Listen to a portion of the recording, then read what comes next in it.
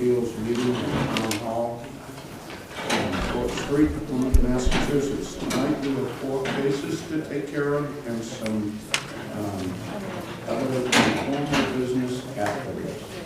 So we're going to try and make this go along as quick as possible.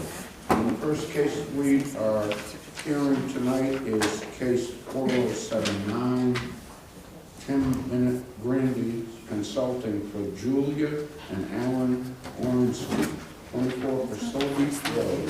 And this is a petition to withdraw. Who will be representing? Oh, let me, please read the legal ad. Mr. Clerk. Would you please read it? Case number 4079. The Plymouth Zoning Board of Appeals on the zoning bylaw will hold a public hearing in the Great Hall, Town Hall, 26 Court Street, Plymouth, Mass. on Monday, March 20th, 2023 at 7 p.m.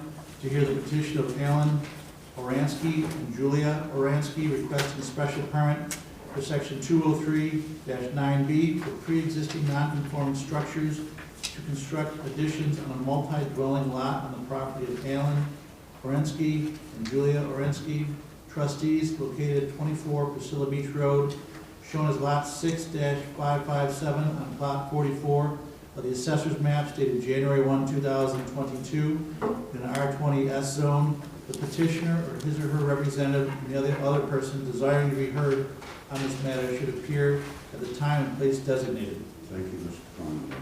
Seated on this will be Mr. O'Reilly, Mr. Conroy, Mr. Leary, Mr. Riccardi, and myself. Who will be presenting, please? Thank you, Mr. Chairman. My name is Timothy Bennett with Grady Consulting. We are requesting to withdraw the application as the owner has filed a deed restriction to restrict the property which had a secondary dwelling, a very small cottage. It's now restricted to not be a dwelling anymore, so he's received a building permit and no longer needs a special permit. Understood. With the board's pleasure.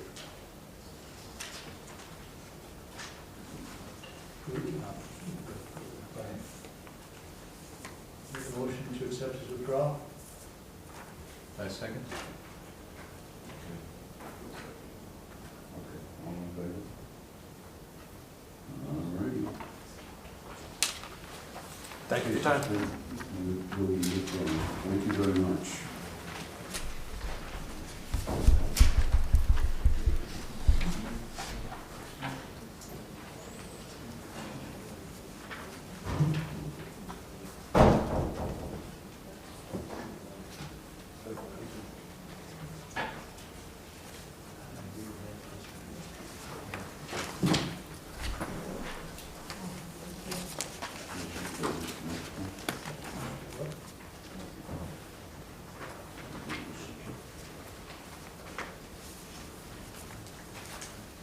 We're going to move right on to case number 4086, Jean-Pierre and Linda Stowe at 163 Bayshore Road. And I would ask the clerk to read the legal advertisement.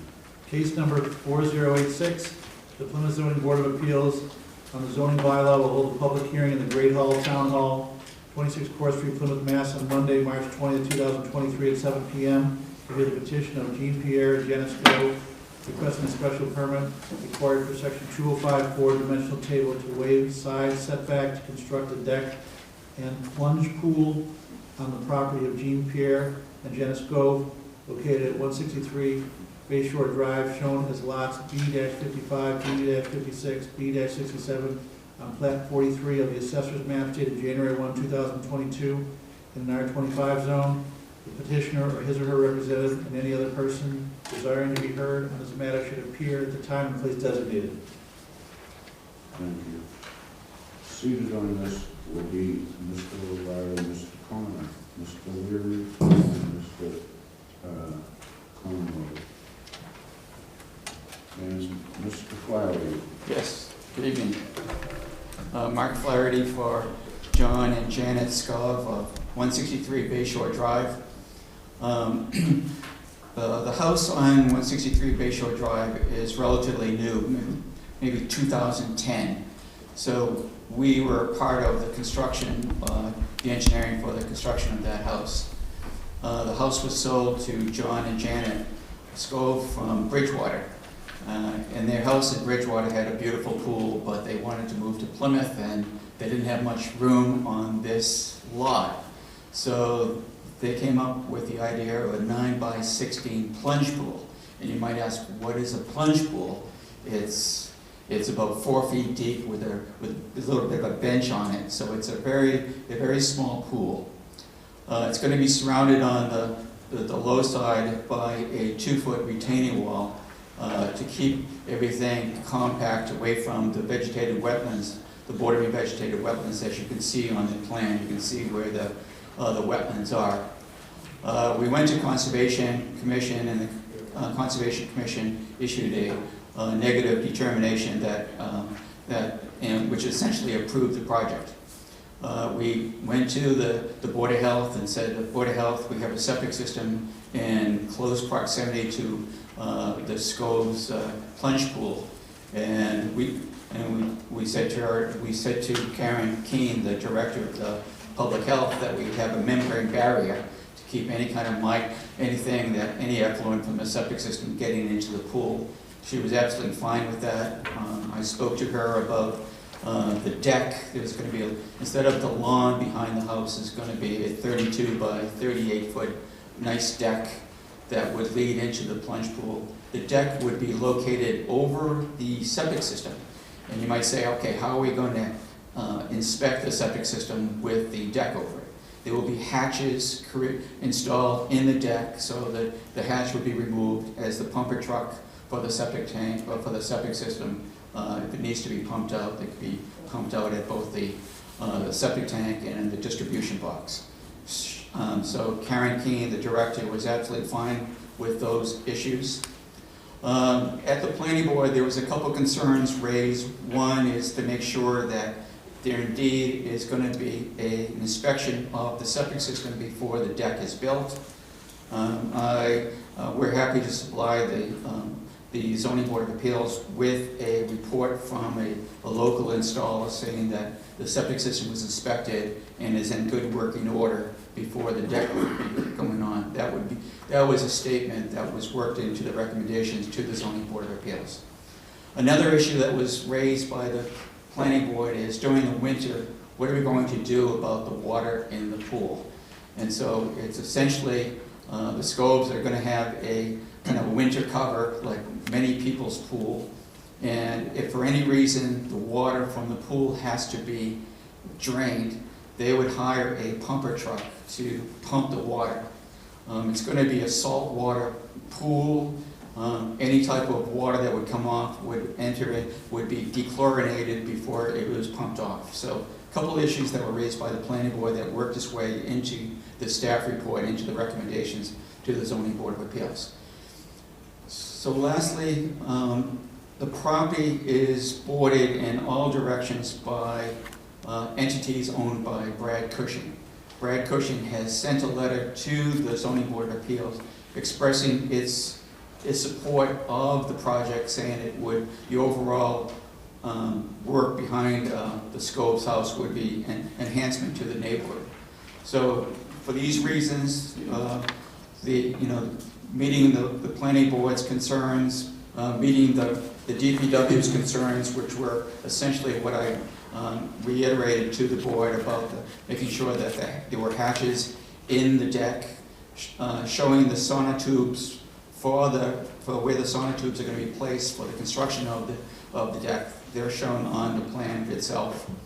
And so with the Board of Health being on board with the project, the neighbor being in fine in support of the project, the conditions for a granting of a special permit can be, I think, can be approved. The proposed addition, the proposed pool is appropriate on the site within the residential area of the town. Adequate and appropriate facilities are in place. There will be no hazard or pedestrians to the vehicles. There will be no nuisance or adverse effect on the neighborhood. The petitioner received a negative determination from the Conservation Commission for their RDA submission. So for these reasons, I would like to see maybe, I'm hoping that the zoning board of appeals will approve the special permit for the project. Thank you. Thank you, Mr. Clary. Any questions from board members at this time?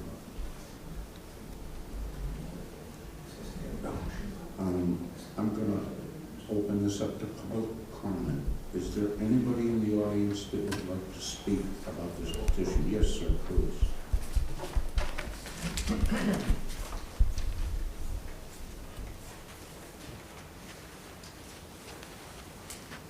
Forgive my ignorance on this process. I live next door at 156 Sir, Tournas, Tournas. thank you. Okay, go ahead. I live next door at 156. This does not affect my property at all, does it?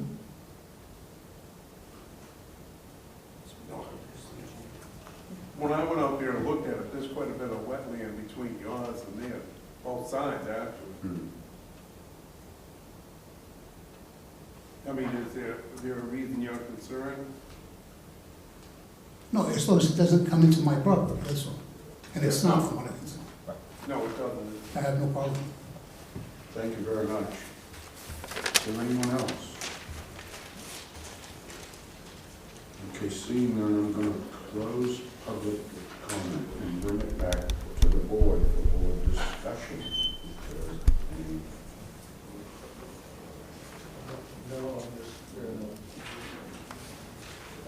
I did go out and look at it. I mean, he doesn't have much of a choice. Wetland comes pretty close to both sides. Both sides, yeah. Yeah. So, and I can see why he put it towards one side, because the stone wall's on one side, which forces another thing, so. I have no problems with it. The only thing that we're gonna have to add in the conditions, because it isn't in there, was the proof of the septic system, you know, an installer okay in it. And what was the other one, Mark, that you agreed to? Just make sure that some maintenance on there was a concern that the septic system was in good shape before the deck goes on, and to make sure during the winter, anything that would Excuse me, please. just during the winter, if anything is going to be pumped off, it'd be pumped off by a pumper truck rather than just kind of discharged to over the side to the wetlands. Yes. Mark, what about the title, did you mention Title V setbacks? I mean, Yeah, so we met with, they list that as a condition, I'm not sure that's our condition. yeah, so it was, just to make sure that it was approved, that the whole system was approved by the public health. And Karen King had no problem with what we have, so there's really not a submission. She'll sign off on the permit if it comes in front of her. Okay. I do have one suggestion for you, Mark, though. Yes, Michael? You should try to make that, I noticed they have a hatch where the D box is. Yeah. And a hatch where the tank is. You might want to make the hatch by the tank a little bigger so you can get two of the covers. Okay. Because when they come out to pump it, they usually pump through the middle, but they have to clean the other end, so. Yeah, we'll put a hatch on each end of the septic tank. That wouldn't be a problem. Good. Thank you. Just a suggestion. Good, thank you. Yeah.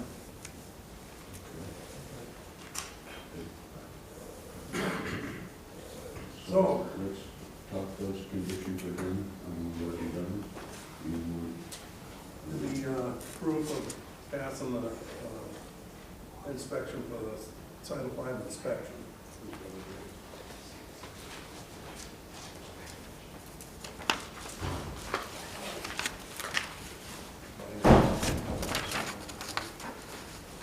And we want to make a condition that if they pump the plunge pool in the winter or any other time, that they have a truck do it rather than release it into the wetland.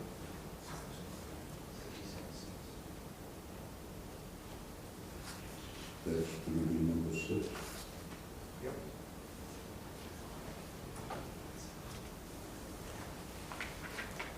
With that, I'll make a motion.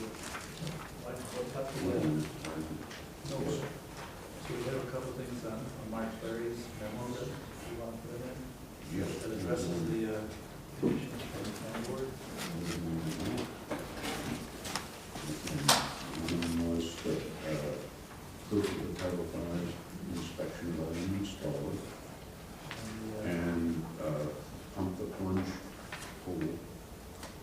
if, each time it has to be pumped by a pump truck, desalinated and pumped, it can't be pumped into the wetlands. Hatch, the hatch will be constructed. Deck will be- That's on the plan. Please. Okay? Okay, so with that, I make the motion that we,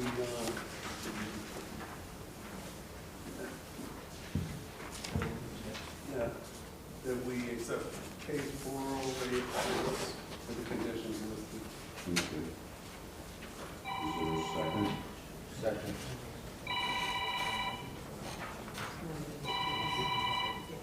Ladies and gentlemen, I'm sorry about that.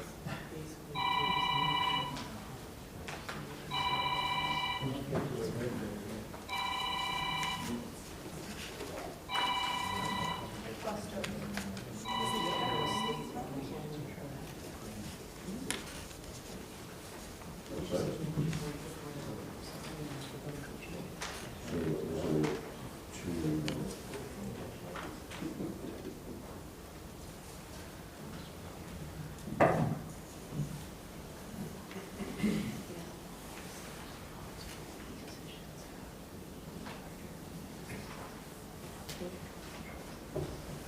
Alrighty.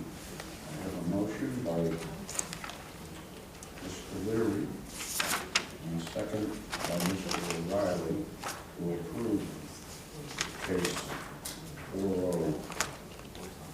4086. Any further discussion? All those in favor? It is approved.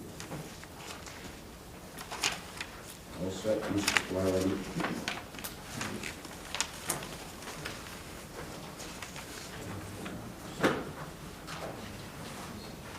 Moving right along, we will go to case number 4080, and the legal ad has been read, but no one was seated. And this is, Jackson Ranch LLC, the Northeastern Bank. So let me just take a second here.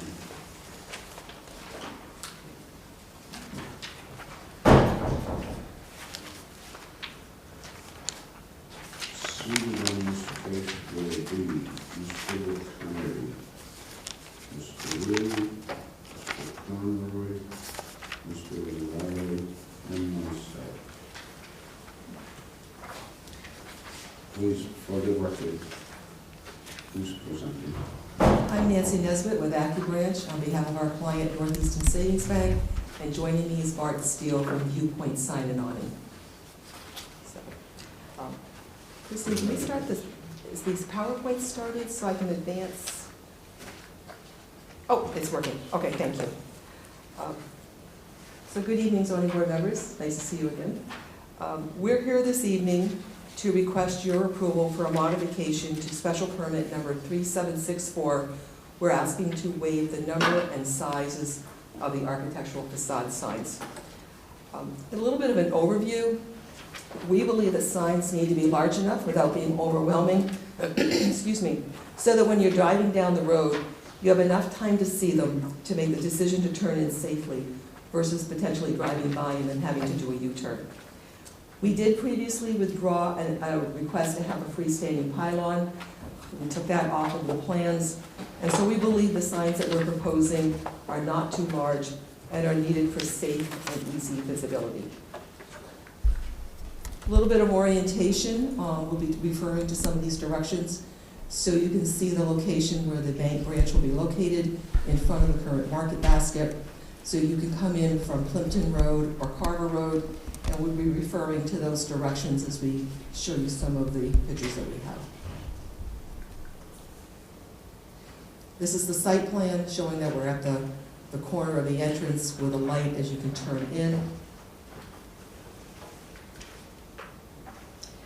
And these are the sides of the building that you'll hear us refer to. So we're going to have the front side of the building is actually facing Market Basket. The left side of the building is along Commerce Way. The rear side of the building is the drive-through that you will see if you came in from Plimpton Road, driving down Commerce and which you're at the light. And the right side of the building is then visible if you're in the parking lot driving around.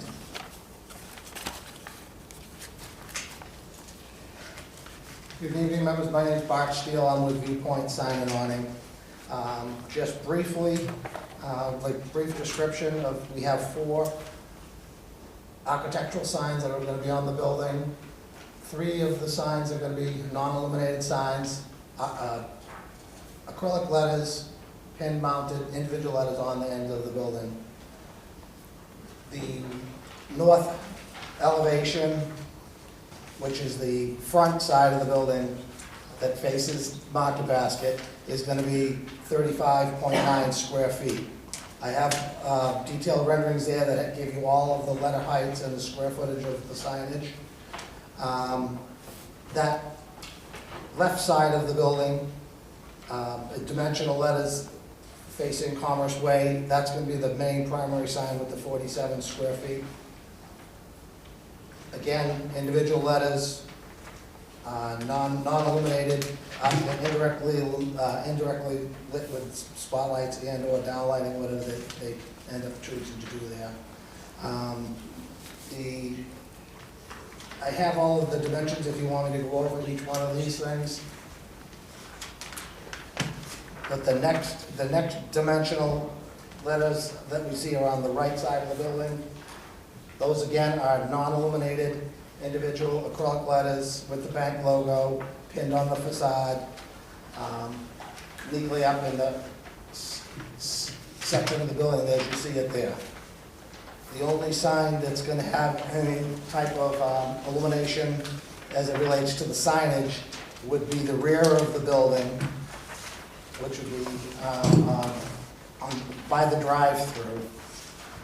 And these would have the halo illumination, the indirect halo illumination that's allowed by the bylaw. And again, the square footage on those is 35 square feet. So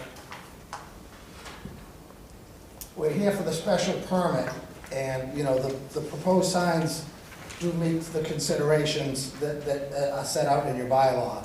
The designs and the graphics of the proposed signs complement the architecture of the building. They're not too big, they're not too small. They fit nicely up in each one of those sections of the building. Designs and graphics that are proposed complement the architecture of the building.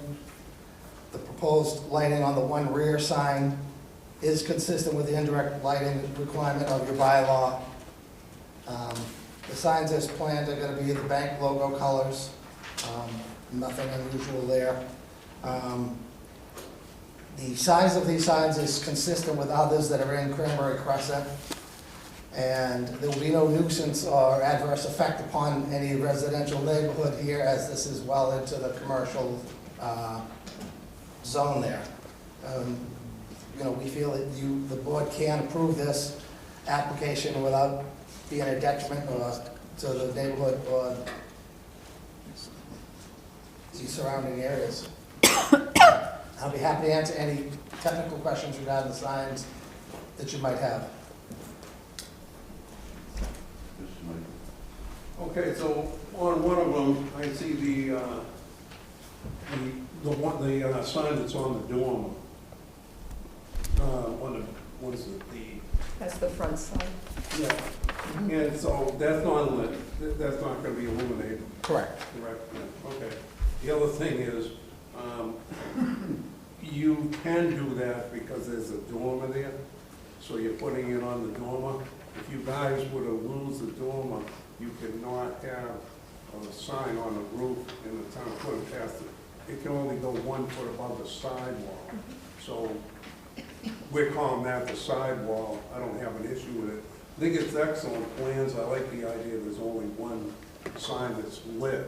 You know, in the halo is a nice looking sign. So, I mean, I'm for what you're doing. Well, Anybody else?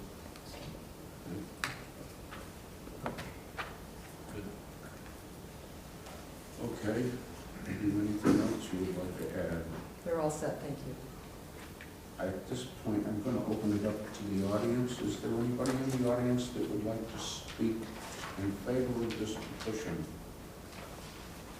Anyone that would like to speak in opposition of this petition?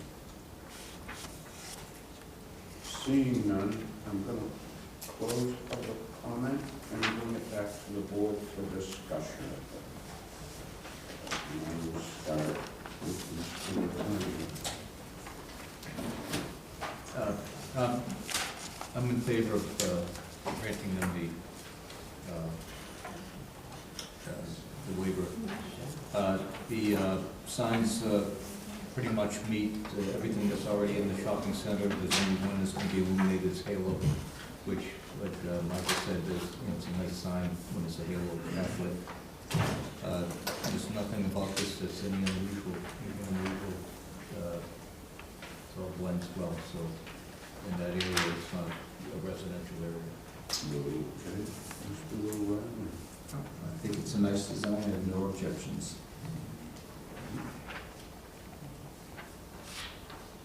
Mr. Leary. I said my piece.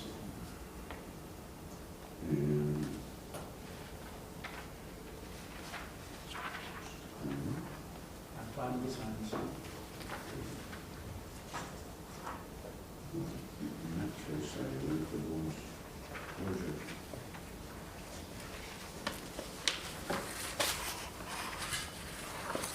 I will make a motion to approve case number 4080.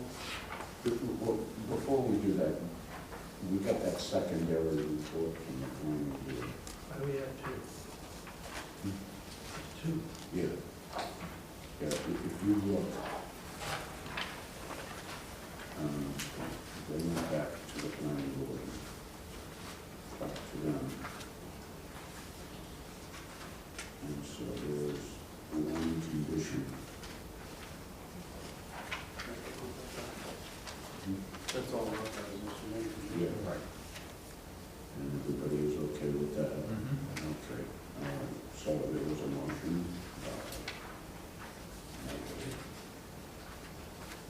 And who seconded it? I'll second it. Okay. Okay.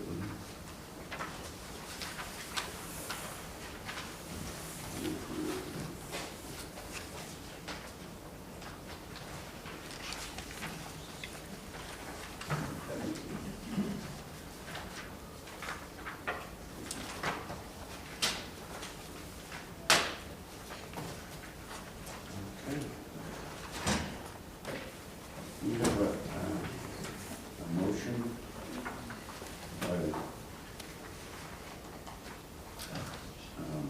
we have a motion by Mr. Leary and a second by Mr. O'Connor to approve case number, Mr. O'Reilly, excuse me. Right, right.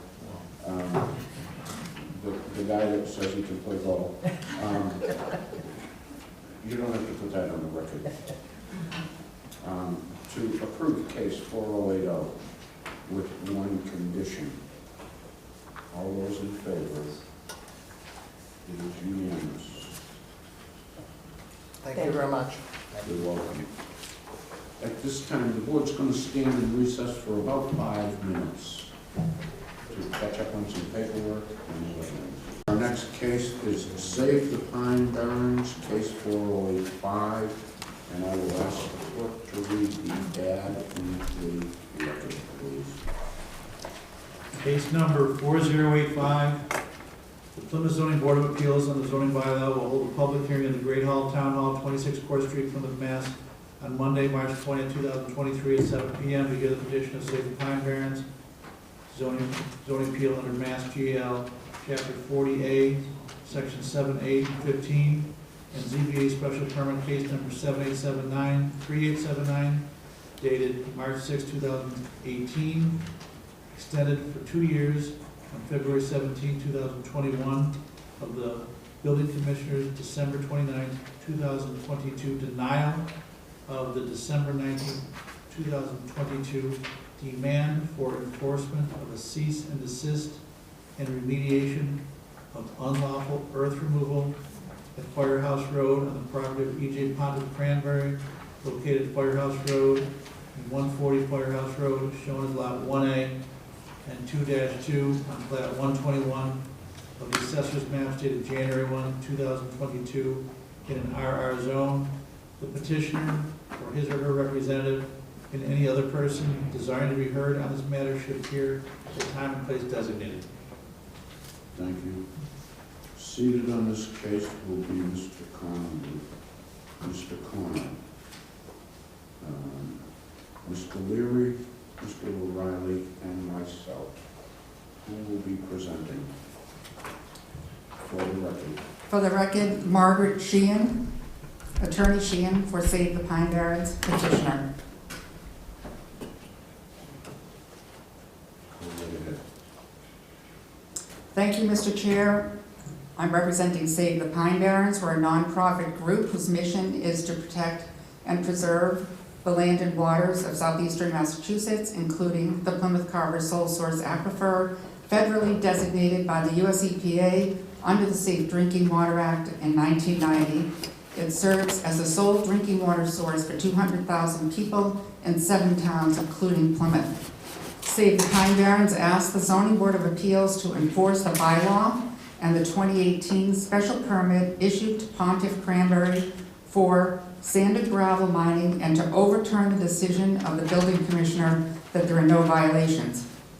Pontiff represented that the sand and gravel mining was an agricultural project for what's called a tailwater recovery pond. Pontiff cited the pond on the highest hill on the property and said that removing 850,000 cubic yards approximately of sand and gravel and excavating into the groundwater was for the purpose of this pond that would do 2 things: replace water withdrawals from White Island Pond for 47 acres of cranberry bogs, and for dumping irrigation return flows contaminated with pesticides and fertilizers into the unlined tailwater recovery pond. The permit was based on a number of promises by Mr. Pontiff and his engineers. 1, that this would be done in a manner that protected the Pine Barrens. 2, that it would improve the water quality in White Island Pond. And 3, that it would protect the Plymouth Carver Sole Source Aquifer and the ponds of Plymouth wells that are located nearby. There are 13 conditions in the zoning permit, 21 findings of fact. If the conditions are not met and the findings of fact are found to be not true, the permit is void or violated. The permit is based on material representations by Pontiff, Stefani and Flaherty engineers, and Mark Garrett. Save the Pine Barrens has asked the building inspector, Mr. Mayo, to confirm material representations made by Pontiff in order to obtain this permit. These relate to 3 key topics, most notably protection of the sole source aquifer. There is no alternative drinking water supply for the region if the aquifer becomes more contaminated than it already is. According to EPA, the Plymouth Carver's sole source aquifer is quite vulnerable to contamination because of its highly permeable and transmissive character, and the large-sized granular materials and groundwater contaminants can quickly travel long distances and affect a large area. According to the Plymouth Carver's Sole Source Aquifer Protection Plan that Plymouth signed on to in 2007, vegetation such as trees and forests and the upper soil horizons provide a pollution buffer for shallow groundwater. Improperly managed sand and gravel operations may reduce this protection and introduce hazardous materials and other toxins directly into the groundwater. Our request for enforcement asks the building commissioner to confirm factual representations made by Pontiff Cranberries to obtain the permit. We asked 1, that Pontiff and the ZBA, which stated that no work would start until there was a habitat management plan, that there be evidence of that plan, that the tailwater recovery pond would improve water quality, no evidence. The use of the pond will protect the sole source aquifer. No evidence. We're seeking remedies listed in our request for enforcement, including mitigation if there is no habitat management plan, and a hydrological study of the potential impact to public drinking water wells. I will now go through my slideshow, which tracks along the March 13th letter that we sent to the Zoning Board of Appeals. And there are 7 points in that letter. And the first one is to orient the public and the board to the location of this project, which is in South Plymouth, in the West Ponds Shore area, or along Bourne Road and Firehouse Road behind the fire station. As I mentioned, Pontiff cited this tailwater recovery pond on the highest point to land on the property, about 100 feet high. It's now been leveled by 48 to 56 feet across 3 separate locations.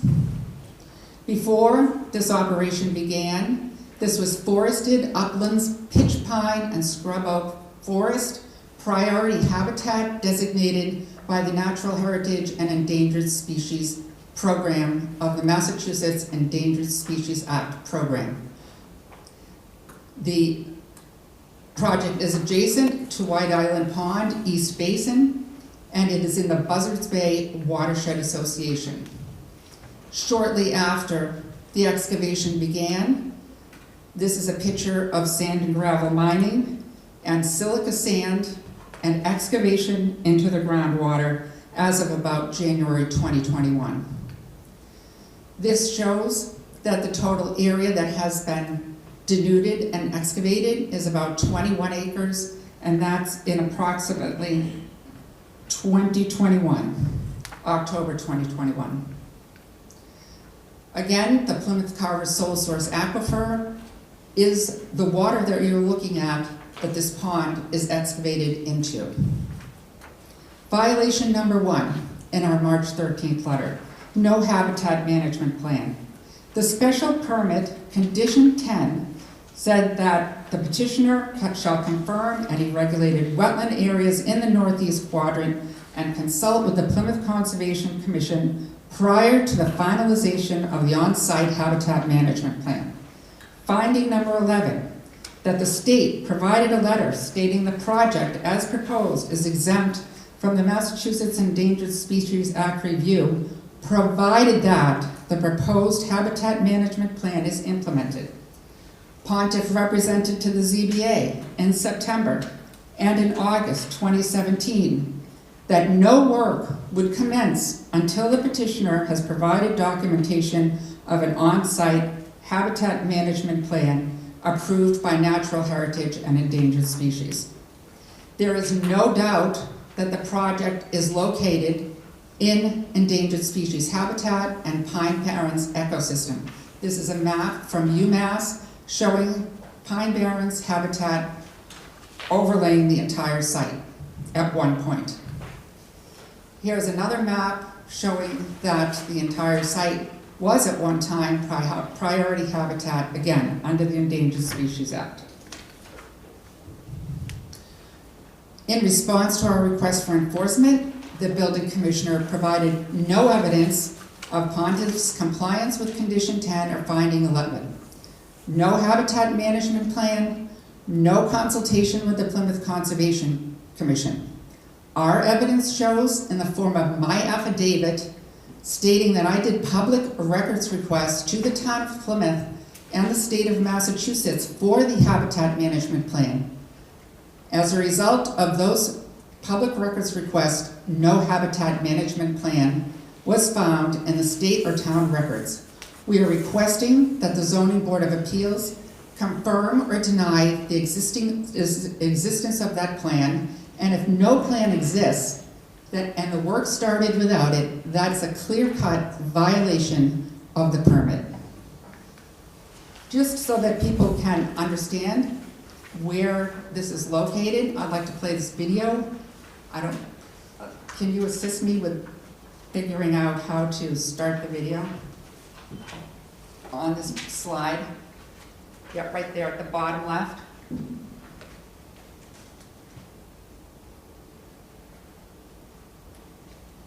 Here is White Island Pond.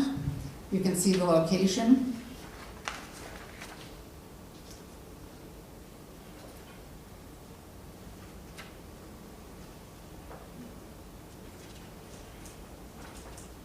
And there's the 12-acre pond with 21 acres surrounding it, denuded and mined.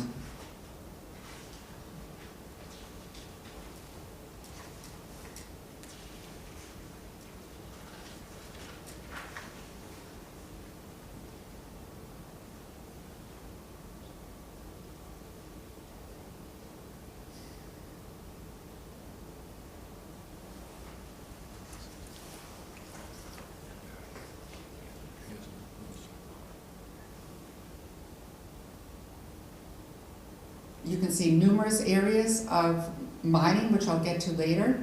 There are 3 locations that are being mined for silica. It is clearly far in excess of what is needed to renovate any bogs. This is one of the areas right here.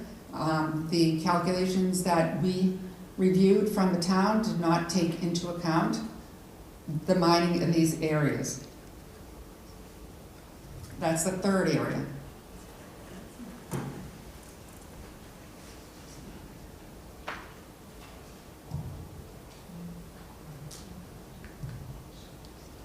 The second point in our letter, this project was never exempt from the law as agriculture. This board and others in the town throw around this agricultural exemption for cranberry bog projects in an undue and willy-nilly manner. First, the ZBA and the planning board in their March 6th recommendation to the board claimed that this was exempt agricultural work, that it was exempt from the zoning Act under Mass General Laws, Chapter 30. That is not true because the land was never in agricultural use. That's a prerequisite to being exempt under the zoning law. The land was wooded, forested upland as the ZBA's special permit states. Therefore, there was no exemption. Further, Section 3 says that no town can grant a special permit for an agricultural use. Well, this board granted a special permit to Pontiff for this use. So either it misapplied the general laws, or it, in fact, knew that this was not an agricultural use. Secondly, the planning board's recommendation and the permit claims that this project was exempt from the Wetlands Protection Act because it was an agricultural project. Under the Wetlands Protection Act, the land has to be, or the project, the activity has to be normal improvement of land and agricultural use. And I provided an excerpt from the state's guidebook in our submittal on March 13th that describes the criteria that have to be met in order to be an exempt agricultural activity. The land has to be in agricultural use. This land was not in agricultural use. It was 100-foot-high hills that were woodlands. So it never qualified for a wetlands exemption. And even if, by some stretch, you considered it an agricultural use, under the wetland bylaws and the state law, tailwater pond excavation and agricultural projects are limited to 10,000 square feet. Pontiff's Pond is 522,720 square feet. Third, the project was not complete in 2 to 3 years. In February of 2021, the ZBA granted a 2-year extension. There was no newspaper notice, no public notice, other than an obscure ZBA agenda item for informal business. The special permit expired on March 8th, 2023, and would like to know whether the work has been completed and the site restoration promised has been implemented. Secondly, the volume of sand and gravel, as to this point, the volume of sand and gravel removed has never been independently verified. Pontiff is allowed to self-report the volumes and the excavation volumes. This is a practice in this town that is completely unacceptable. There's been no independent verification despite these questions. This is $9 million worth of sand and gravel, or maybe more. There's been no verification of the depth of excavation. It was supposed to be limited to 10 feet. the building commissioner never verified independently whether that is true. If I could play this video, please. This certainly appears to show that the excavation was far deeper than 10 feet.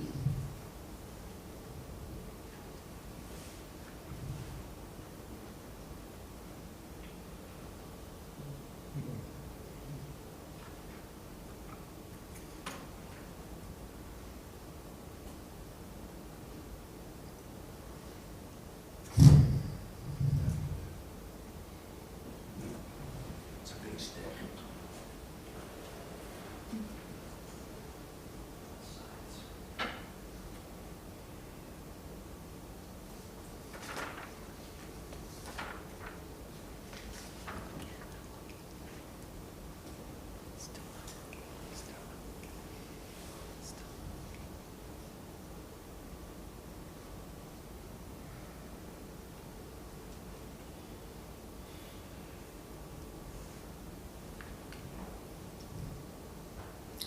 Our understanding of the building commissioner's report, one of them was that there was at least 21,500 extra cubic yards over and above the permitted volume of 838,186 cubic yards, for a total of at least 959,686 cubic yards.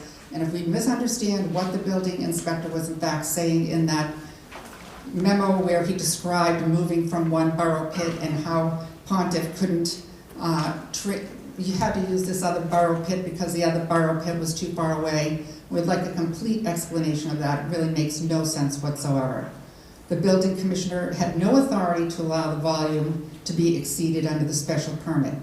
Our evidence, which we submitted to you, shows that at least, or as much as, over 1 million cubic yards has been removed, that there was sand and gravel mining at 3 locations, almost double the size of the area covered by the tailwater recovery pond. And there are 2 locations that have nothing to do with the tailwater recovery pond, and there has been no explanation of that sand and gravel mining.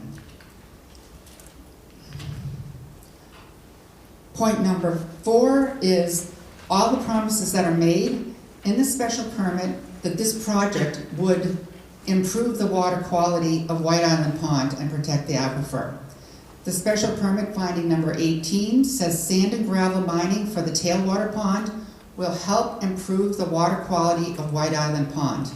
The purpose of the tailwater pond, as described in the application, is to serve as a surface water sink for holding and allowing time for nutrients such as phosphorus and nitrogen, along with any approved chemigation agents, to settle. In other words, the plan is to discharge fertilizers and pesticides to the unlined tailwater pond, which is basically the sole source aquifer that we drink from. Part of the project is in the Aquifer Protection District, Zones 2 and 3, for the ponds of Plymouth Public Drinking Water Supply Well, and the ZBA in finding number 10 acknowledged that the project is in the Aquifer Protection District, which prohibits removal of material within 5 feet of historical groundwater. In other words, any excavation has to stay 5 feet above the groundwater table. But the ZBA found this protection for our water does not apply because the excavation for the pond is agriculture. This map shows very clearly the zones of protection. Right in the middle there is the area that is the zone of protection for the ponds of Plymouth Well, and part of this site, this mining operation, is in that zone of protection. The town's own aquifer protection map shows that as well. This is another video I'd like to play to show the extent of the mining.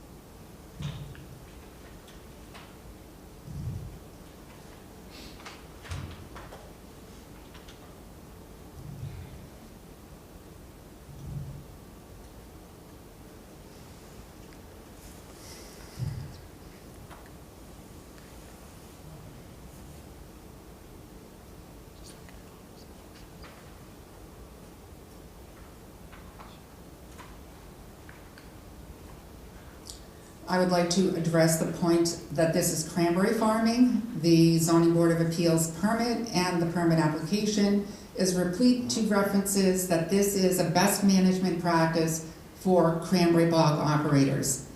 I've read through all of it. There is no best management practice anywhere that calls for siting a tailwater pond, such as this, on the highest point of land where the most sand and gravel can be extracted. No best management practice calls for clear cutting 20 acres of priority pine barrens habitat and upland forest that filters and protects drinking water. There's no best management practice that calls for leveling 100-foot hills, mining in the sole source aquifer, and dumping pesticides and fertilizers in an unlined tailwater pond that pierces the sole source aquifer. Pontiff's conservation plan submitted to the ZBA special permit condition 10 and findings 4 through 12 that are required by the environmental design conditions of this bylaw refers to recommended practices and has a list of them. There is not one recommended practice that includes clear cutting 20 acres and building a 12-acre tailwater recovery pond. In fact, those recommendations said that this requires further review by the State Natural Heritage Program and review by the federal U.S. Fish and Wildlife Service because of potential habitat for the northern long-eared bat, a federally listed and now endangered species. This is another picture of the tailwater pond. Again, the purpose of the tailwater pond is to discharge agricultural pesticides and fertilizers and directly dumping those into the sole source aquifer, which has a hydrological connection to White Island Pond. The forest that was there has been removed. All of that forest and vegetation filtered rainwater runoff and protected drinking water. Again, the aquifer is the sole source of drinking water for all residents of Plymouth. To discuss more of this point, and I beg you to stick with me because this is very important, one of the key reasons for granting this permit was that White Island Pond, which the irrigation return flow was being dumped into, has an impaired water quality status according to the EPA under the Clean Water Act, and it is impaired for nitrogen pollution. Cranberry bog fertilizers cause nitrogen pollution, and the average nitrogen concentrations in rainfall are estimated at 0.05 milligrams per liter. In naturally forested areas, more than 90% of this nitrogen is assimilated by the forest ecosystem, and that's according to a published study by the Massachusetts Estuaries Project and has been cited recently by Scott Horsley, a world-renowned hydrologist who was looking at these issues throughout Plymouth and Carver.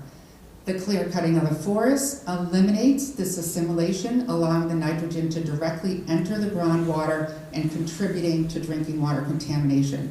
Pontiff's tailwater pond, used to collect the agricultural pesticides and fertilizers containing nitrogen, are exacerbating this situation in all likelihood. With the forest removed, what is the cumulative impact? Fifth point in our letter was violation of permit condition 6, which says no greater than 5 acres may be disturbed at any one time for the earth removal operation. Plain and simple pictures that anyone can see on Mass Mapper GIS, which is a state certified site, can see that in 2019 excavation covered at least 10.75 acres. I'd like to point out that in the past, this board has said there's statute of limitations and that anybody who doesn't like this permit should have appealed it back in 2018. Well, we are appealing violations of the permit, and we are asking this board to address these violations and to answer these questions. There's no statute of limitations under this case. Finally, I'd like to discuss and point out that the ZBA's submittal deadline policy, which we did comply with, has never been published. The public is not aware of this. It was not added to your website. It was not posted. It's not included in your rules and regulations. And policy item number 5 violates the constitutional rights to free speech and the rights of the public to petition their government under the recent Supreme Judicial Court case, and we would suggest that you take another look at that. In summary, we are demanding that the ZBA and Pontiff make good on their promises to the public. If the permit is expired, we want to cease and desist if work is going on. We want a forensic audit of the volume of earth removed and the depth of excavation in the aquifer, an investigation of all areas of excavation, final full payment of the earth removal gift for the audited certified amount of earth removal, a hydrological study, a study of the water quality in White Island Pond to see whether it has in fact been improved by this operation. There's not one water quality study that we know of that can be attributed to the excavation and improvement of the water situation there by the use of this tailwater recovery pond. We want site restoration, and if there are any violations, if the habitat management plan is shown to not exist, then we want mitigation for that, mitigation for any wetlands violations and any Clean Water Act violations. And again, we're also requesting a waiver of the $1,000 fee that this board imposes on citizens who come before it to try to enforce the bylaw and to try to hold projects like this accountable for the promises that they make in writing in order to get permits. Thank you. Anything else? Not at this time. Happy to answer any questions. Does the board at this time have any questions for Attorney Sheehan?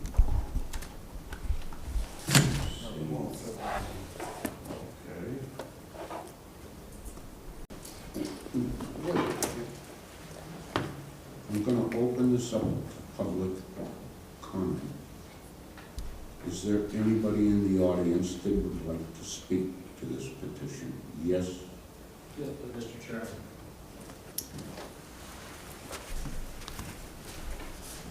Good evening, everyone. For the record, Rob D'Ambroso, D'Ambroso Law here in Plymouth. I'm an attorney as well.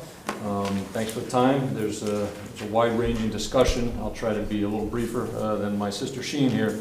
That was all over the place. I mean, we had everything from constitutional law arguments, which I don't typically hear in front of this board, to federal EPA statutory discussion, to mass wetland regs, to best agricultural practices. It was really the kitchen sink, but I'll try to stick to what I think is germane to the hearing here.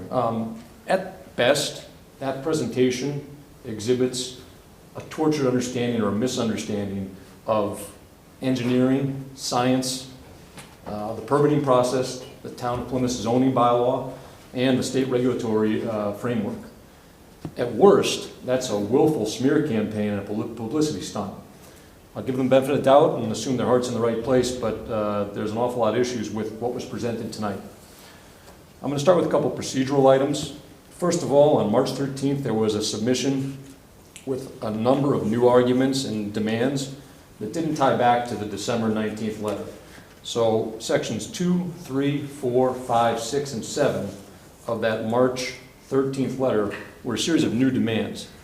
This board, I don't think, can act on it. First of all, the planning board didn't have a chance to weigh in on them. Secondly, Mr. Mayo, our building commissioner, never had a chance to rule on them. So I don't know how the basis for this appeal of a determination by a building inspector could be something that was just raised within the last week or so. So that's impermissible and just inappropriate. Secondly, I think more to the point here in terms of procedural items, the relief being requested by Save the Pine Barrens is unclear. It's so unclear that this town's planning board couldn't reach a recommendation, declined to make a recommendation to this board. They didn't know what was being asked. Again, they were all over the place. You know, it was unclear to them what effect a vote of this board, which is the adjudicatory body, would have on the permit. They couldn't figure it out because it really doesn't make sense. The core of the argument that the petitioner is raising here relates to whether it was proper to issue the permit in the first place. They can spin it however they like, but that's really the case being made here tonight. The time for those arguments were during a lengthy public hearing process that went on for a period of months between September 2017 and February 2018. That was the time to air these grievances, discuss the science, question the propriety of the board's findings, make your case. It's been 5 years. Further, to the extent that the petitioner disagreed with this board's determination, they had an available remedy that everyone has, if you have standing, I should mention, which is an appeal. That would have had to occur by March 26, 2018. Again, we're about 5 years past that point. And I think it really should be reiterated. The planning board mentioned this, Mr. Bolton. We can't retroactively question this board's factual determinations in 2018 that underpin the issuance of a special permit just because the petitioner would like it revisited. The case is closed. We can't just say we want a do-over. That's not how the process works. In terms of the substance of the allegations, and again, I could be here all night if I want to speak to all of them, so I'll be brief, I'll bring it home here. The building commissioner is the enforcement authority for special permits. He made an evidence-based determination that the permit's been complied with. My client's professional engineer, civil engineer, Mark Flaherty Stefani is here in the audience. He presented stamped plans and as-built showing how much earth was removed. He's also submitted a series of reports relative to the scope of earth removal and compliance with the permit conditions. I don't see an engineer here. I don't see any expert testimony, any evidence. I see pictures of a backhoe. I see some drone images. But there's really been no evidence presented, concrete evidence, that this board could use to make a determination, in my opinion. It's just a series of unsubstantiated allegations. And again, a lot of them are false on their face. In a lot of cases, they were even contradicted by what the petitioner submitted, which is really ironic. I'll give you one example. Ms. Sheen harped on the fact, and her colleague, Attorney Poloni at the Planning Board, that there's no habitat management plan in place. Well, there's a December 2017 letter from Fish and Wildlife that was appended to an affidavit that Ms. Sheen gave under the penalty of perjury. And it says, "Thank you for submitting project plans, the proposed habitat management plan referenced above, and the supporting documentation." It goes on to say, "This project appears to be exempt from a MESA review, provided the applicant implements the proposed habitat management plan as proposed." There was a plan, a physical plan, a site plan, and there was also a habitat management plan submitted. In fact, I've also got an email here from Jesse Leddick, Endangered Species Review Biologist at the Mass Division of Fisheries and Wildlife. This is from December 2017. To Mark Garrett. "Mark, the attached plan looks great. We are also comfortable with the latest version of the habitat management plan itself. So if both documents are final, we're happy to issue a formal determination letter confirming exemption from MESA review." Again, there's just some false and contradictory items being introduced into the record here by the petitioner. I don't really understand where they're going with this stuff. The permitting process was robust. Just to point out and reiterate for the benefit of everyone, because again, Meg Sheen's making it sound like this was, the bag was in, this was just some closed door proceeding. Not only did it go on for, 6 months, 7 months, there were 4 comment letters issued by the town's in-house engineer. And then at my client's expense, the McKenzie Engineering Group was engaged as a peer review engineer. They issued 4 comment letters, September 2017, October 2017, December 2017, and February 2018. This project had, of course, we had Mr. Flaherty too, on behalf of the applicant. So there was an awful lot of actual data and science being conducted during this process. And there was an open public hearing with a lot of review, a lot of reports in the record. To say this was not properly permitted or analyzed is farcical. I'm just going to hit on one other point here about the contention that's been repeated that this project is not agriculturally exempt and therefore it was impermissibly permitted. That's just wrong. It's inaccurate, it's misleading, and it's incorrect. The case law that was introduced in the December complaint and the point made by Ms. Sheen during her presentation here, those pertain to cases in which the petitioner was denied a special permit, in one case by the town of Plymouth Zoning Board of Appeals, and I think the other one was Falmouth. And instead, they filed an appeal in Superior Court or Land Court seeking earth removal, to be able to do earth removal without a permit under agricultural exemption. That's the opposite of this situation. My guy's not relying on agricultural exemption. If he were, he wouldn't have come before this board, or he would have claimed he didn't have to. He came here, he went through the process, he even agreed to have implemented a more stringent earth removal bylaw than was in effect that applied to his project. And he went through all the steps. He paid his fees too. I know the Save the Pine Barrens doesn't want to pay their filing fees. He's paid all his fees, he's complied, he obtained his special permit, he didn't rely on an exemption, okay? So again, that's just a misleading, very misleading and inaccurate line of reasoning by the petitioner in this project. Again, I think that's really what I have for you tonight. You know, the project's complete. I'm really not sure. We've satisfied all the conditions. You know, my client at his expense had another consultant verify the habitat management plan was being properly implemented. We've gone above and beyond to comply. You know, there's been no evidence presented of all these allegations that the money hasn't been paid for the donation per yard. Again, just unsubstantiated smear tactics. So we've got a compliant project here. We've got the science behind it. The board's made their determination, and we stand behind the project and are happy to answer any questions. Thank you.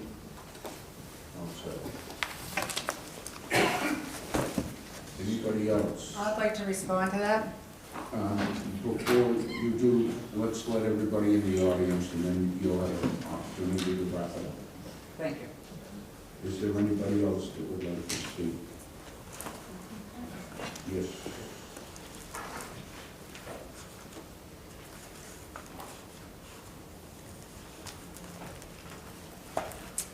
Cheryl Heller, I live at 20 Chilton Street. I was shocked to see that backhoe in the tailing pond, and could we have an explanation of what was happening there? Thank you.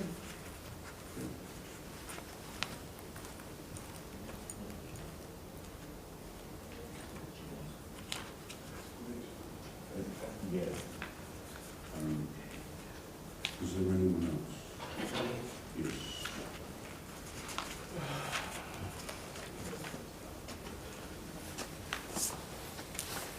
From what I'm gathering, this project... Please, for the record, this is being recorded, your name? Oh, Michael Malazzi, I'm a butter to Ponce's property. Only times I was ever notified is when he was doing his development, and this notice that I just got for this meeting today. Was never notified on the permits, when they were starting the project, or when the project was gonna be finished. Traffic was an issue with the trucks coming and going. There was no designated route in or out of there, which was a safety issue. A lot of sand on the road and stuff that wasn't cleaned up, which I have an issue with. The other one, my last question is this project complete? This is what I'm gathering. There'll be no more excavation over there.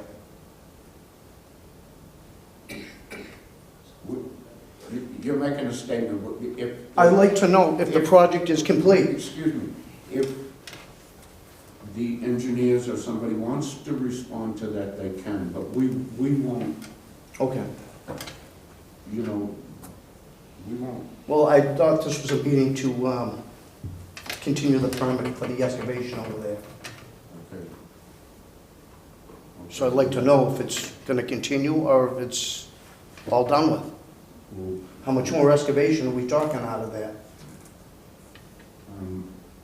The infrastructure down there is not made to handle the traffic that is traveling that road. Mike, I sat on this case in the original. This case had a truck route always. Every gravel permit we do in this town What- has a, let me finish, Okay. has a designated truck route. They have the responsibility of cleaning the roads. They have all of those things. Those are all in the conditions for that permit. Mm-hmm. There's a whole bunch of things here tonight that have been said that just aren't true, but I'm not gonna go into them. All right. It just, Well, I travel the road every day. It hasn't been cleaned every day. okay. Okay. Now, what was... That's when you call the building inspector, or the Division of Mhm. Inspectional Services, and you complain that the roads aren't being done. That's why that condition is. Anyone else?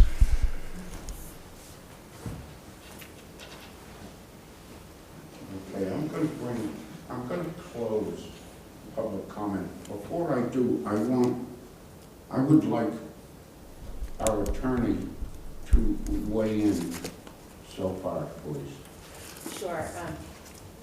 Thank you, Mr. Chairman. Amy Questle from KP Law. So again, we're in a situation where it appears that the crux of the appeal has to do with the 2018 decision. The decision was filed with the town clerk's office on March 6th of 2018, and therefore an appeal would have had to be filed within 20 days, which would be March 26th of 2018. So we are well past whether the earth removal is related to agriculture or not. There are a few things that the March letter, the March request, does differ from the original request and the request for enforcement that was filed with the building commissioner. This is a de novo review, meaning this board can take any evidence.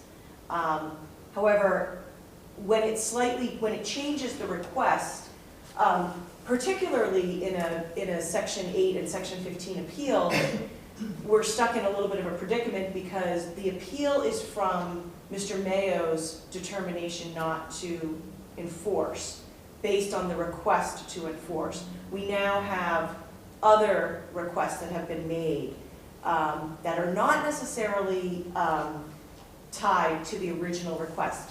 However, it appears to me that the applicant is simply looking for this to stop.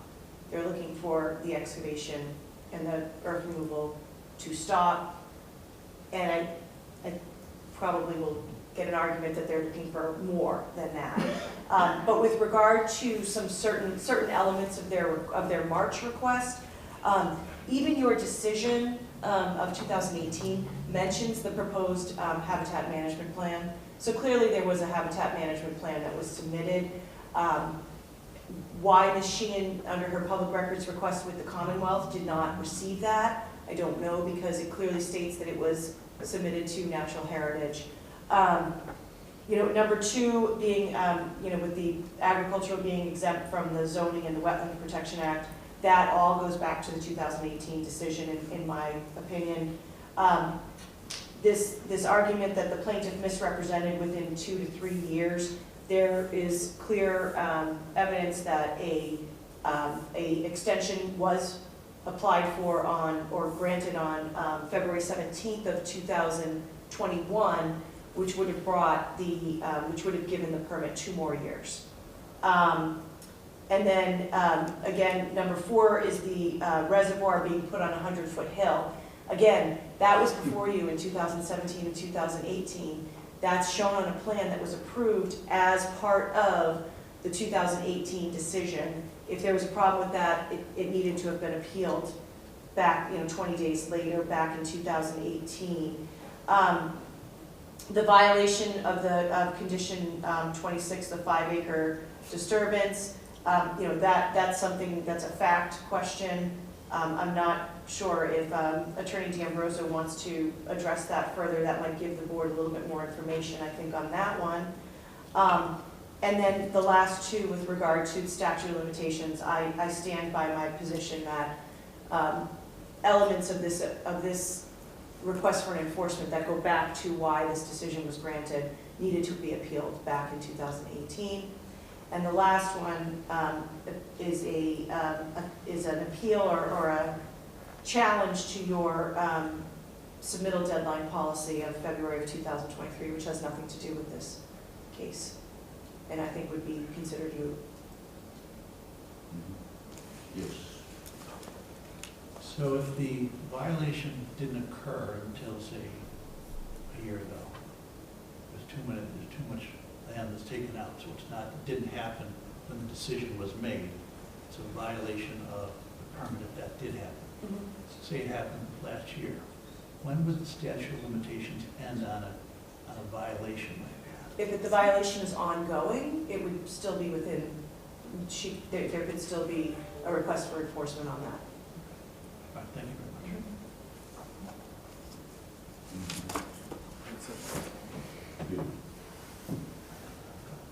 Yes. Rob, can I ask you a couple questions, Attorney D'Ambrosio? Yes, sir. Do my best. Wait a minute. This is back for board.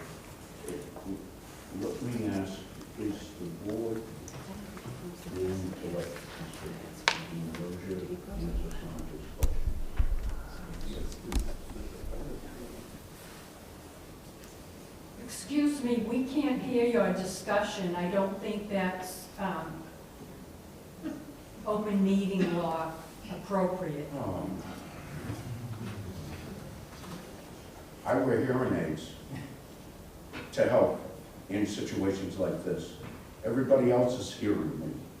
I'm sorry that you can't hear. No, we're not. No, we're not. Speak up. Speak into the mic and then we can hear you. Would you like to hear from Mr. D'Ambrosia?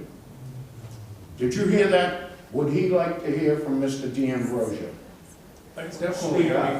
Would you like to hear from Mr. D'Ambrosia? I don't have the issue as long as she hears it's closed. Okay. Would you like to? I have no objection.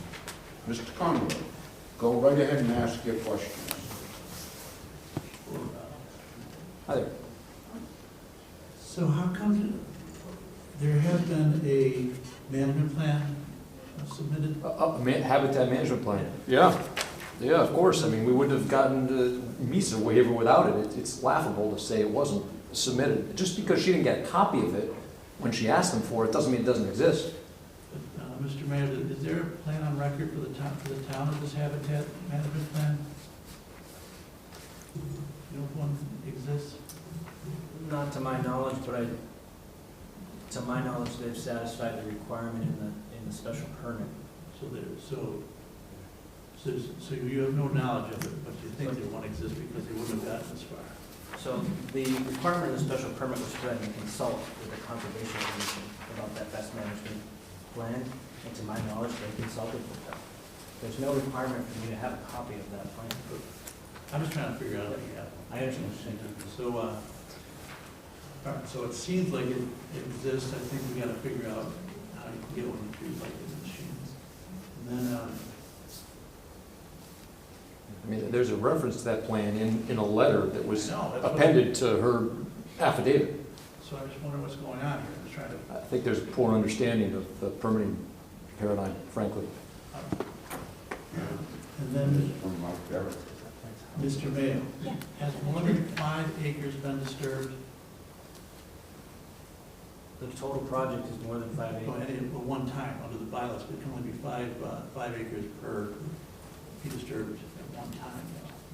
I understand that by the time I came in, that's years beyond any potential for 5 acres to be disturbed at one time. My time coming in, the project's about done. Rob, do you know if 5 acres have been disturbed more at once? Absolutely not. I mean, my clients had a civil engineer inspecting it. He had Mark Garrett out there at his expense, which wasn't even a condition, to ensure the habitat man was implemented. We've complied with the permit. You know, there's just, there's no reason just because a slide shows, disturbed area, it doesn't mean that it wasn't replanted. I understand. So I just want to make sure that your client's actions were in conformance with the bylaw. Absolutely, to my knowledge and belief. All right. The permit has expired, so I'm assuming there's no more going on.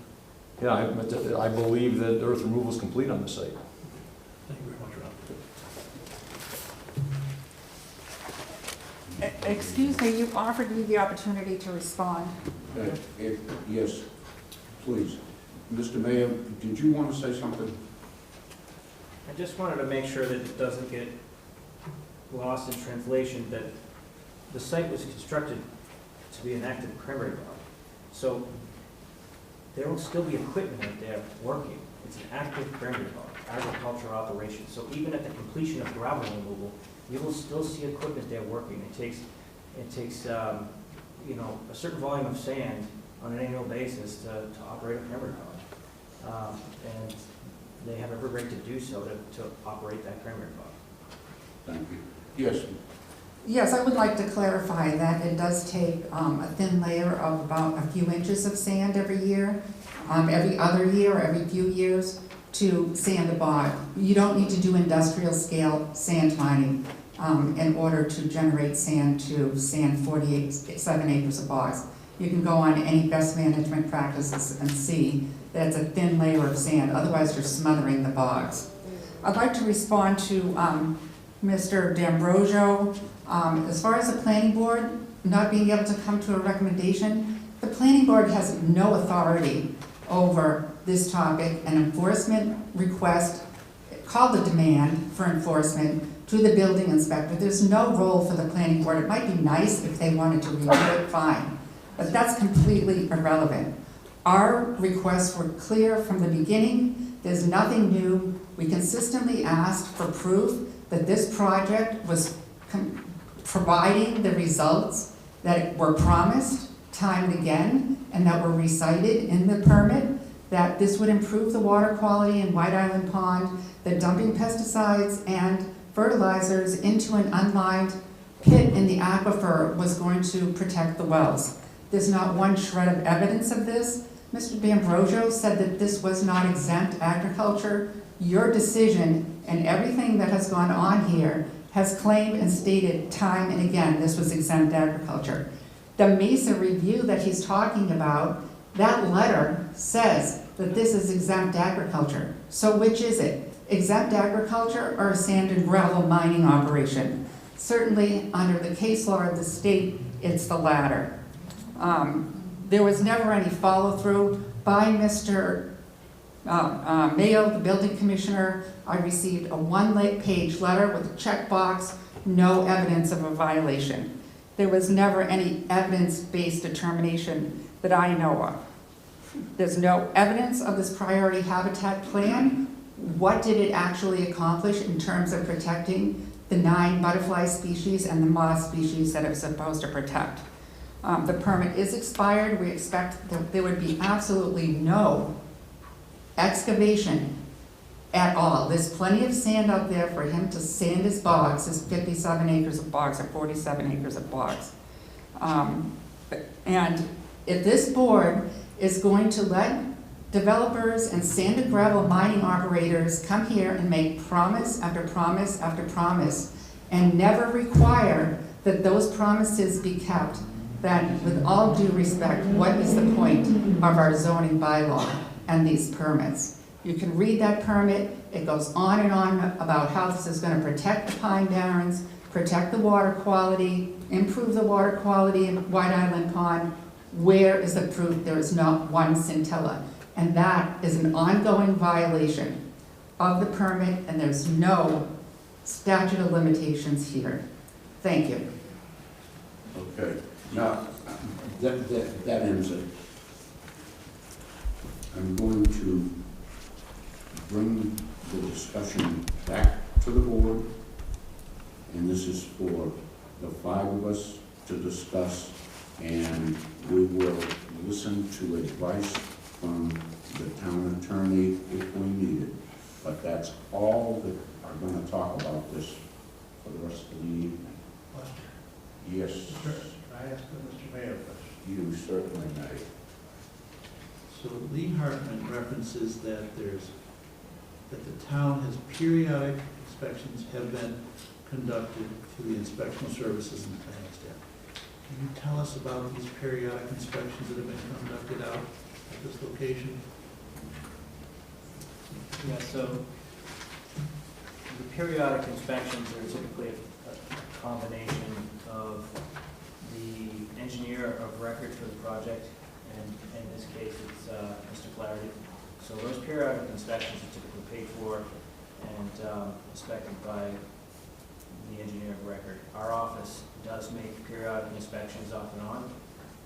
We have a position here at the town that's actually devoted most of the job description to gravel removal, and it's, you all know her, Colleen Kelly, in the planner's office. So she monitors the reports that come in. She takes in the payments for the over-the-road use. She basically monitors compliance with these special permits. Mind you, that position is in the infancy stage. It's only been around for a year or two at this point. But typically those inspections with this project are all monitored by the engineer of record, which we have copies of all of those. So I'm glad that we have an outside party doing these inspections, So these inspections didn't start until 2 years ago? Excuse me. I mean, from on behalf of This the is town. I point mean, of the Art engineer. Clarity works for Mr. Pont. Yeah. That's what I'm looking for. It's nice that Colleen goes out. Yeah, so, Lee Hartman, the director of planning, actually, was very helpful with that. We were able to get that position in the planning department and start filling that void, if you will, to make sure we can keep up with that. And it's proven to be very helpful. Has Colleen gone to this site? Yes, I've visited the site myself. The director of planning has visited this site. We made a site visit, all of us made a site visit. It's very good to hear. Thank you, Mr. Ray.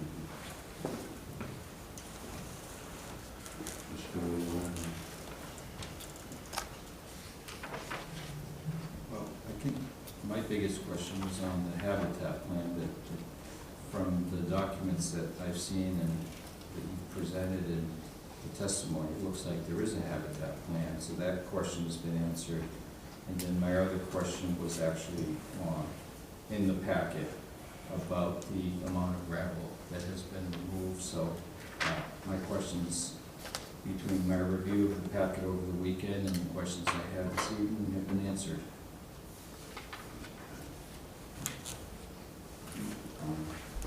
Yeah, I was looking at Mark's reports on the gravel taken out, and we always use a, registered engineer like that to do that. We've done it every other time. We also have always been told, convinced, I guess, that tailwater recovery ponds improve the quality of the water in the surrounding area, as was the case up on Billington Sea. Because in the old days, this stuff was just dumped, and now it's dumped to in a place that gets recycled and purified, and it doesn't just get dumped into the ground bad, I don't think. There was a comment, I think, by the attorney about looking at the picture of the stockpiled sand, and Mr.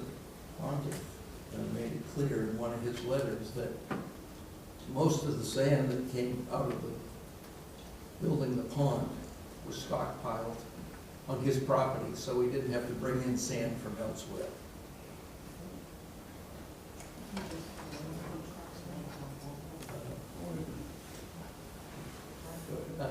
So I don't think you can just show a picture of piles of sand and say, it bothers me to have it called a mining operation. I don't know whether you got that from Richard Serkey or what, but it's never been a mining operation.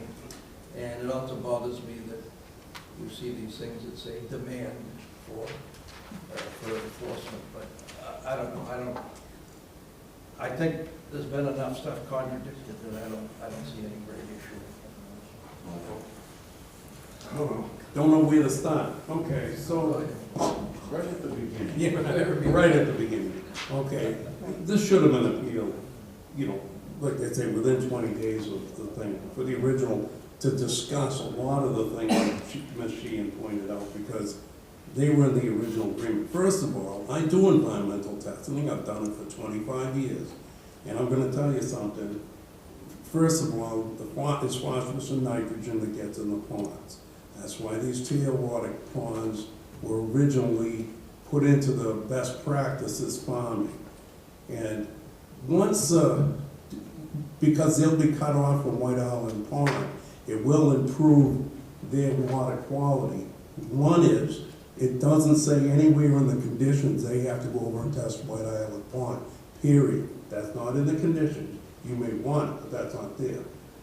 The other thing too is, when they start using this tailwater pond, once this tailwater pond gets vegetation and the planktonic colonies start to accumulate, it will remove the phosphorus itself. That's what happens to it. It's actually reduced in the pond. So it doesn't just dump on the bottom and sit there and get in. As a matter of fact, eutrophic ponds are a filter for the aquifer.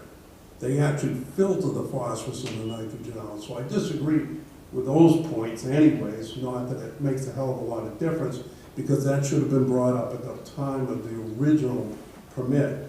As far as the condition list, as you were going through them, I was actually reading them, and to be honest with you, I feel that all the conditions were met. I don't have a problem with all of those. The only thing I do have a question for you, Nick, is, and maybe you might want to go and check it out later, was when I went down there to look at it, he does have quite a slope open with, with the sand showing. They do allow that in a bylaw.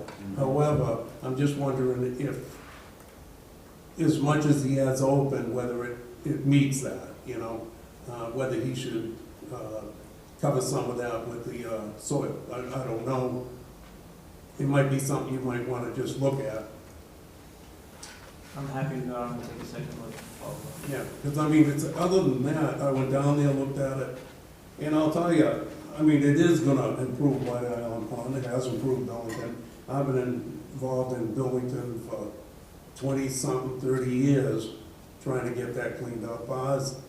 It eventually works its way out. I got the boards, the town to fix their issues over there. It takes about 10 or 12 years for the nutrients that are in the pond to work their way out. But as Pete had said, Billington used to be so green that you couldn't even see your hand when you put it down there. Now it's almost crystal clear the whole year, and it's been that way for 10 years. I don't have a problem with the whole situation. I stand behind the building inspector's decision. Again, I went through the conditions while you were speaking, and each time you brought something up, and I feel that they meant it. Thank you.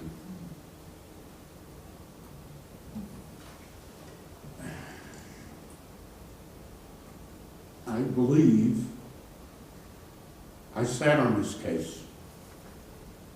So did Mr. Pond. So did he. David Peck was there. David Peck is an engineer. We had many, many people testify in this case. We did a site visit. This board went out and looked at everything. We listened to testimony from people about the water.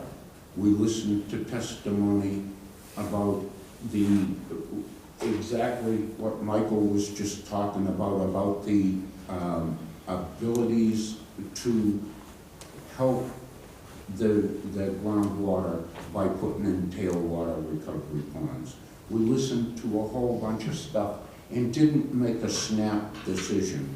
This, as all gravel permits in this town, and they're not mining permits. We don't allow mining in this town, but all gravel permits in this town, we take very serious, and we look at every single aspect. It was brought up tonight about the truck route. There is absolutely, if you look at that permit, somewhere in there, and I don't know which condition it is, but there's a condition in there that has to have a truck route. There's another condition in there that has to sweep the road, and in that condition about sweeping the road, the first 100 feet or so off of the property has to be hard packed, and all of those things are done because we've done a lot of these. And for us, all of us know this gravel permit pretty well, and I know it real well because I helped write it. And so there has been no blatant violations of any kind that I can see. And I read every single page of this. I went out and looked at it, and I can't find for the life of me that there's been any violations. So that's how I feel about it. I will leave it up to the board. Yes, please. So, looking at this, the areas, There's an email from Jesse Leddick from the Endangered Species Review Biologist. It's dated December 14th, 2017. Jesse Leddick, he works for the Massachusetts Division of Fisheries and Wildlife. It says we are also comfortable with the latest version of the Habitat Management Plan itself. So Machine, I don't know if you're getting sandbagged or not, but there's a couple versions of this plan out there. I don't know why it's happening. If there is no plan, you have a very good case. Here we have a letter from the state saying that it exists. So I think something's going on that I'm not aware of. And then in relation to exempt from zoning, cranberry, that's an agricultural use. I think that the statute of limitations when the plan was approved may apply to it. We did approve the extension, and that extension has run out, so we did approve that. And then under number 4, the 100-foot hill, I think that relates back to the plan also that we approved more than 5 years ago.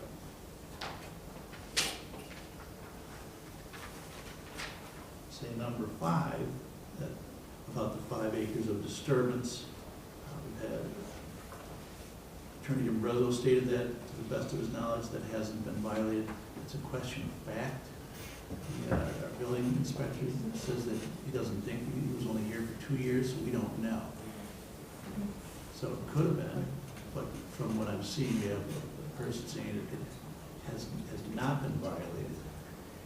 Our building inspector says that he doesn't know for the last 2 years, so I can't rule on that really. And then the statute of limitations, if there's a current violation, you have the right to appeal that. So you're right about number 6. So it's a current violation. The conditions are made past the plan. So if there is a violation, you are within your statute of limitations. And the number 7, that's not really before us. I think that we have town council might have waiting on outside of this, so I'm not going to address number 7. And say in relation to excess amounts being taken out, you need some backup. I needed like a letter from an engineer stating that there's been more than that plan, that amount that was authorized under the plan. I need something to rest my hat on. And so I don't have anything to rest my hat on. So that's what I'm going to side with the commissioner, because I don't have anything to rest my hat on. All right. So I'm holding the building commissioners, because I have nothing to support your case. By the way, the board's pleasure, and I'm sorry, I thought you would make your statement. He said, I heard you say that you didn't have anything to have, but everyone should know that we do have an engineer's report. From who? You're not talking, I am. From the monthly statements when they did all this excavation. The yards that came out every month up until February 22, something like that. It's more than that. Yeah, right up until, February 23 of that. February 7th. And according to this, they didn't exceed what was permitted. I would just like to applaud the building commissioner for getting someone that's not working for Cranberry operator to inspect this. I don't want to rely on, just with all due respect, Mr. Flaherty, you work for Mr. Ponte. I don't want to have to rely on your reports, even though it's stamped. I want to have someone from the town saying, yes, and that's my colleagues here, so I do applaud this new position. Lee Hartman did a good job getting a new person in here to represent our interests, not to rely on the landowner, the developer, the person that takes the sand and gravel out. So I think it's very important that we do not rely on the landowner in any of these aspects. You know, what happened before, we got, I'm not gonna bring up different cases, I think this town has been taken advantage of, and I'm wonderful that Colleen is working on our behalf. And so, that's what I'm talking about here. Someone, Machine, what I was talking about, someone from your side, engineers stating that. You have Mr. Flaherty stating that everything's fine. You have Colleen, and Colleen works for us, saying that it's fine. That was how I determined that I was all right with it. Because Colleen, and I didn't see anything showing, so this is just for us, so you know where I stand. And, thank you. Again. So how are we gonna handle this one? We should vote in favor. In other words, Can I ask Amy? Yeah, do that. Get this right. Now, You did it right last time. We did. Yep, And I make a motion to uphold the building correct. commissioner's decision. that, because that's the way we were taught. You can't motion a negative. Okay. Go right ahead. I'm not. Make a motion to uphold the building inspector's decision. Is there a second? I'll second. We have a motion by Mr. Conroy and a second by Michael to uphold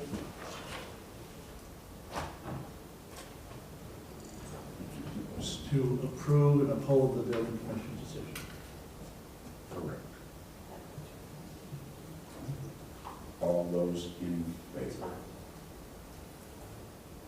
It is unanimous. Thank you.